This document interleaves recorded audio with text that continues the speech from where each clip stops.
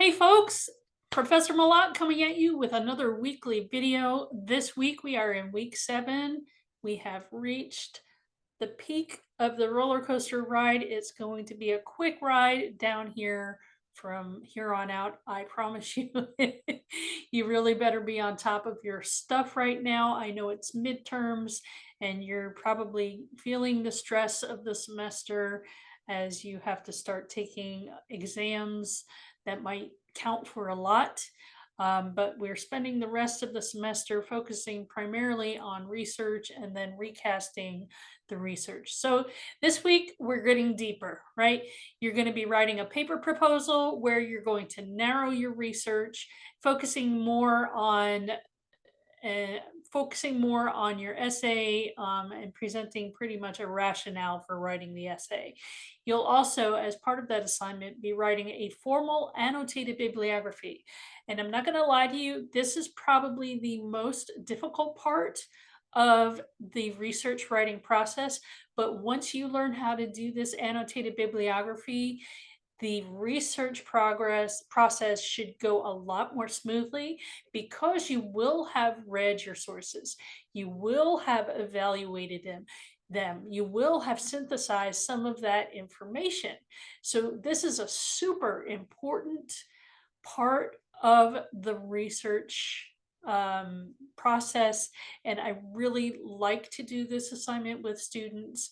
I know it can be frustrating and difficult to have so many sources that you have to look at and synthesize and evaluate, but I promise you, it makes writing the research go that much more smoothly and that much more quickly. I'm having trouble with words today, y'all.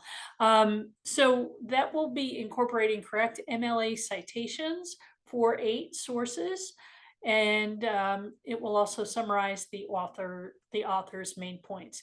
So make sure to watch the video that I have created for that assignment. It's embedded on the assignment page. It gives you a more in-depth explanation of the assignment as well as the learning activities. So this is kind of serving as a preview of the work you are going to be doing for your longer research essay, and it counts for 15% of your final grade. So as I said, this is a really important assignment. I want you to take it seriously, but at the same time, I don't want you to freak out, right? So try your best. It does not have to be perfect, but as long as you are making that forward progress in your research journey, I promise you, once you get on the other side and it comes time for you to put the whole thing together, you're going to be like, wow, I actually know what I'm doing. I feel like I'm on top of my game. That's my goal anyway. So, again, the objectives, we are focusing primarily on research. So that means learning how to locate credible sources, using the library database, using correct MLA citation and format, learning what your topic is and choosing a stance and learning how to support it and evaluating those sources for suitability. So we have 2 assignments, right? The paper proposal and annotated bibliography, it's lumped in together as one huge assignment. Then we have a little assignment for the discussion board that kind of prepares you for that annotated bibliography. Heads up, that discussion board, your post is due the middle of this week, right? Middle of the week, Wednesday, October 9th. You will have some responses due Saturday, the 12th. So I know that's a little, we've kind of gotten off the usual post by Sunday and respond by Wednesday. This time I'm asking you to do it real quick. It's only one source. Do your annotation draft and peer response. So the draft will be due Wednesday, October 9th, with your responses due Saturday, October 12th. And why did I choose Saturday? Because you all have the annotated bibliography due on Sunday. So if something is wrong, if you're not on the right path, hopefully you have a peer who will be like, hey, you know what, you forgot to do this, you forgot to do that, or hey, maybe you just need that positive reinforcement, like, hey, yeah, you did an awesome job on this, you did everything perfectly. It really depends, right? So let's take a look at that discussion board assignment so you understand the goal of the assignment. So you're going to select one citation and annotation to preview from your working annotated bibliography. So hopefully you've been doing the research already. You've been digging into the sources, evaluating them, right? You worked on a source evaluation, so you have at least two sources that you're interested in using. You can use one of those sources if you want to, right? These are all little baby steps. Or you can use a fresh new source. It's really your choice, right? Remember that you will need 8 sources for the annotated bibliography assignment. 2 of those should come from peer-reviewed academic journals. But for this assignment here in the discussion board, I only need to see 1 source. I'm asking you to color code, and that just helps you to see how an annotation is put together. So the properly formatted MLA citation in red. I realize in the discussion board it might not be possible to do that hanging indent. That's not a big deal. Don't worry about that. Um, because the formatting is different in the discussion board than it is, and in the text submission boxes than it is when you create a document. In your document, make sure you have that hanging indentation. But for the discussion board, if you can't get it, no big deal, right? You're not going to get points taken off because of that. So we want the MLA citation in red, and you see that here. We have the complete citation. If you want to include the accessed date, you may. You don't have to. Again, it's not a requirement in my class. But again, if you want to include that, you're more than welcome to. And then for the paragraph, the properly formatted MLA annotation, make sure it's single spaced and just have one paragraph. I don't want you to go on and on and on, right? Try to summarize it. Make sure that you include the following things. So highlighting in yellow a lead sentence, which includes title, author, publication information, and the main idea of the text in yellow. So here we have, in her academic journal article, we open with a signal phrase, to legalize or not to legalize economic approaches to the decriminalization of drugs, published in Substance Use and Misuse in 2006. And Brettville Jensen presents. So we have all of this kind of leading up to what the main point of that article is. Brettville Jensen presents and discusses economic studies that look at the effect of a fall in prices on quantities of illegal drugs consumed. If you are having trouble coming up with that kind of a lead sentence, you could use AI as a tool to help show you different ways that you could create a lead sentence, especially if you're not sure, if you have trouble summarizing. I have a problem with reading comprehension myself, so I get it. If you struggle with reading comprehension and you're not quite sure what the text is supposed to be about, you might have an idea, but you can't really put it into words. You could go to AI and maybe ask for a summary of an article to get the main idea, right? Again, if you do that, I would just like to see a note that you had assistance from a particular AI. As UC students, you do have access to Copilot if you are logged in with your UC credentials, that Microsoft Copilot. There is also Google Gemini. I actually prefer Gemini over Copilot for some reason. I don't know why. And then, of course, we have the old Chat GPT, which is OpenAI. But that can be a good tool for you to understand what's going on within a text, right? Especially if you do have some kind of learning disability, whether you have a reading comprehension problem or some other problem related to reading, right? That just makes the job a little bit easier, especially when you're dealing with multiple sources. So then in blue, we have the author's purpose and main points, including at least one properly cited quote in blue. So I want you to try to pull a relevant quote from that text. So here we have, she argues that there could be substantial economic benefits to the states and the country if some drugs are legalized, regulated, and taxed, calling for a quote unquote liberalization of current drug laws. Brettville Jensen claims, yada, yada, yada. Your parenthetical citation would then be put at the end of that sentence. It does not need to come right after the quote, but it should be found at the end of the sentence. And then lastly, in purple, the scholarly relevance of this piece for your purposes, that is how the source will be used in your argument, should be highlighted in purple.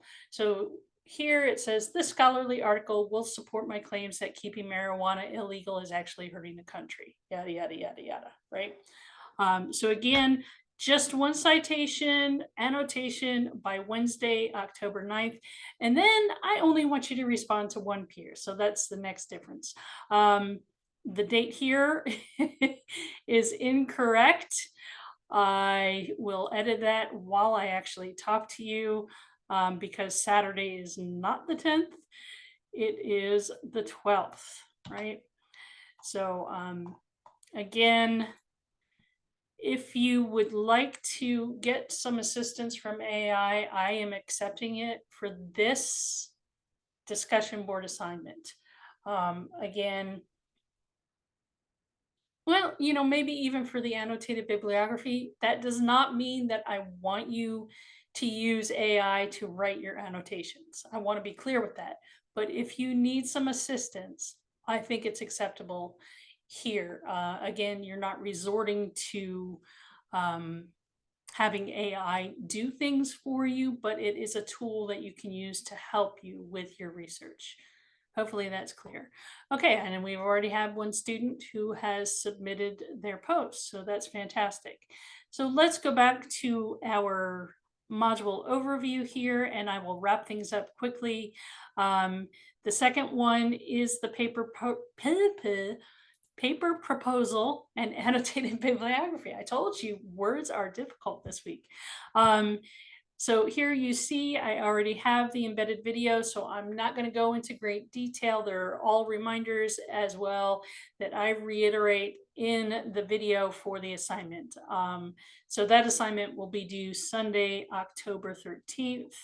I even have a rubric down below that helps you to understand the types of things that I am looking for. It is worth 100 points. So make sure that you do the best that you can on the proposal and annotated bibliography. Again, it does not need to be perfect. I want to see forward progress. So we do have some resources that will help you to understand all of this stuff. First, we have writing an annotated bibliography, which is also linked on the assignment page from our course textbook. This is just a couple of pages to show you, and it provides a few different examples of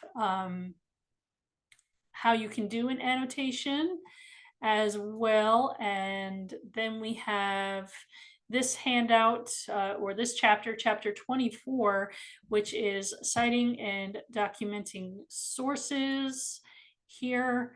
So this is a good resource. I would encourage you to definitely download this and save it to your computers. That way you have a good resource. And this includes also, I'm scrolling too quickly. So it includes not only MLA, but also APA style. So if you have to write a research paper for another class and you have to use APA citation, we also have that here in this resource. So chapter 24, definitely recommend that you download and save it to your computers because it's a fantastic resource to have. We also have citing sources from the English Comp research guide that the libraries have wonderfully put together for us. We have MLA resources, a link to the handbook plus. You have access to that through UC, which is wonderful. And then we also have Purdue OWL, MLA formatting and style guide, as well as the MLA Style Center. That's the MLA website. And of course, again, if you have to do some work in APA, we also have links here for APA itself, as well as Purdue OWL resources for formatting and style guide in APA. So those are the handy resources. The paper proposal and annotated bibliography assignment handout is also linked on that assignment page. You can take a look at that. It's just the same thing that's written out on the assignment page, but it has the addition of a sample annotation at the bottom. So you have samples here, there, and everywhere. So hopefully you'll be able to make heads or tails out of everything. If you want a graphic organizer to help you put your annotations together, I do provide that at the bottom of this page. It'll just take a second to open up for you. Follow the steps to write a perfect annotation. First, you start with a citation, have a summary, what's the main idea, the author's argument, the research question, assessment sentences, why is it a reliable source, and a reflection. How are you going to use it? Combine all of those together for a perfect annotation. You do not have to fill this out. This is just a guide for you if you want to have something as a graphic organizer. So that is week 7 in, I'm going to say it again, in a nutshell. Probably a coconut and not a walnut.